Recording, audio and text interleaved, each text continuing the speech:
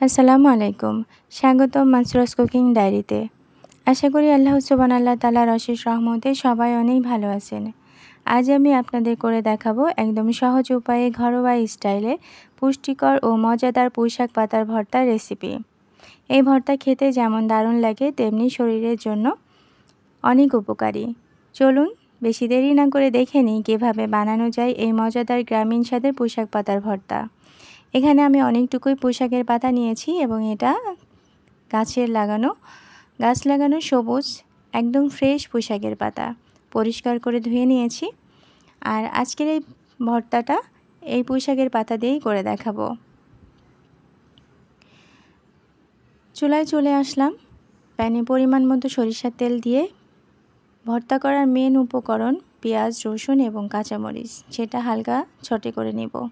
এখানে আমি 2টা পেঁয়াজ, একটা বড় সাইজের রসুন এবং অনেকটুকুই কাঁচামরিচ নিয়েছি, যেহেতু ভর্তাটা ঝাল ঝাল হলেই ভালো লাগে।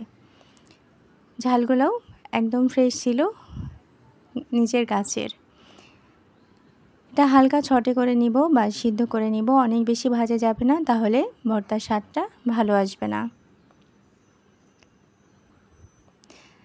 ভিডিওটি স্কিপ না করে শুরু থেকে শেষ পর্যন্ত দেখবেন, তাহলে আশা করি আপনাদের উপকারে আসবে। খুব ভালোভাবে সিদ্ধ হয়ে আসছে।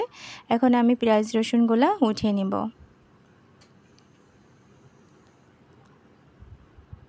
যে যেখান থেকে আমার ভিডিও দেখছেন বা আমার সাথে থাকেন সবাইকে অসংখ্য ধন্যবাদ সাথে থাকার জন্য এবং আমাকে সামনের দিকে এগিয়ে নিয়ে যাওয়ার জন্য। পেঁয়াজ রসুন কাঁচামরিচ ওঠানো হয়ে গেছে। এখন এই প্যানের ভিতরেই আমি পুঁইশাকের পাতাগুলো সিদ্ধ করে নিব। এখানে আর কোনো তেল ইউজ করব না। পুঁইশাকের পাতাগুলো দিয়ে দিচ্ছি। এখন দিয়ে দিচ্ছি স্বাদ মতো লবণ। এখানে কোনো পানি ইউজ করা যাবে না।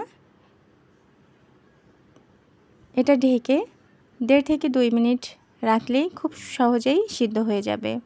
পানি ইউজ করলে এটার স্বাদ বা পাতার যে সবুজ কালার সেটা নষ্ট হয়ে যাবে। ঢেকে দিলাম, মাঝখানে আমি উল্টিয়ে দিব। নিচের সাইডটা সিদ্ধ হয়ে আসছে, আমি উল্টিয়ে দিলাম যাতে সবগুলা পুঁইশাকের পাতা খুব ভালোভাবে সিদ্ধ হয়ে যায়। আমি আরেকটু ঢেকে রাখবো। পুঁইশাকের পাতাগুলো সিদ্ধ হতে আমার 1.5 মিনিটের মতো সময় লেগেছিল।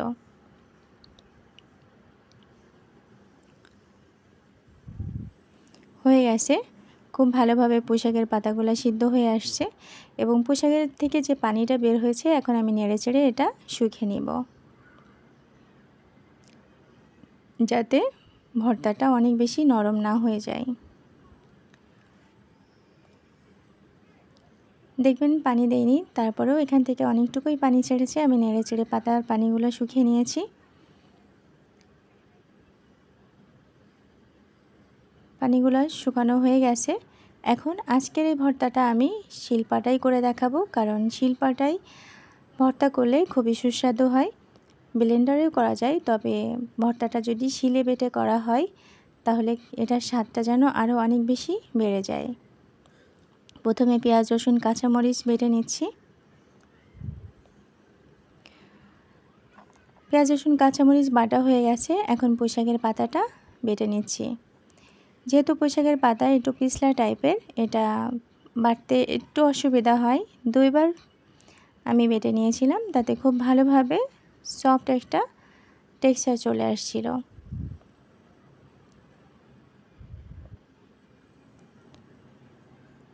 বাটা হয়ে গেছে। এখন শিলের ভিতরেই আমি ভর্তাটা বানিয়ে নিব। এখানে পরিমাণ মতো সরিষার তেল এবং স্বাদ মতো লবণ, যেহেতু আমি আগেই লবণ দিয়েছিলাম, হালকা লবণ দিয়েছি, সেটা স্কিপ হয়ে গেছে। এখন হাত দিয়ে খুব ভালোভাবে ভর্তাটা শিলেই মাখিয়ে নিচ্ছি। আশা করি আমার আজকের রেসিপিটা আপনাদের ভালো লেগেছে। এখন পরিবেশন করে দেখাচ্ছি, দেখেন কতটা লোভনীয় লাগছে। দেখুন কত সহজেই তৈরি হয়ে গেল সুস্বাদু পুঁইশাক পাতার ভর্তা। ভাতের সাথে খেতে একদম অসাধারণ লাগে। ভিডিওটি যদি ভালো লেগে থাকে একটা লাইক দিয়ে দিবেন, জানাবেন সুন্দর মতামত কমেন্টস করে। ভিডিওর কোনো অংশ ভালো লেগে থাকলে সাবস্ক্রাইব করে পাশে থাকবেন। পাশে থাকা বেল আইকনটা অন করে দিলে নতুন নতুন রেসিপি আপনার কাছে পৌঁছে যাবে। সবাইকে অনেক ধন্যবাদ সাথে থাকার জন্য। সুস্থ থাকবেন, ভালো থাকবেন।